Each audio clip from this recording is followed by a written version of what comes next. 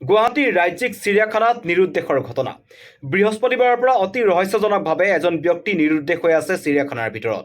বৃহস্পতিবাৰে বিয়লিৰ ভাগলৈ ব্যক্তিজনৰ জোতা আৰু তেখেতে পিন্ধা কাপোৰ চিৰিয়াখানাৰ ভিতৰৰ পাহাৰত উদ্ধাৰ হৈছিল। তাৰ পাছতে সমগ্ৰ ঘটনাৰ ৰহস্য আৱৰ্তত আছে।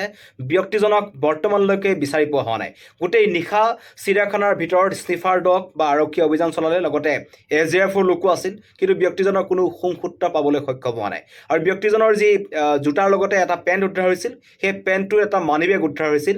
সেই মানি বেগটোত এখন কাগজত যি ঠিকনা লিখা আছে, তাৰ পৰা গম পোৱা গৈছিল যে ব্যক্তিজন শ্বিলঙৰ আছিল।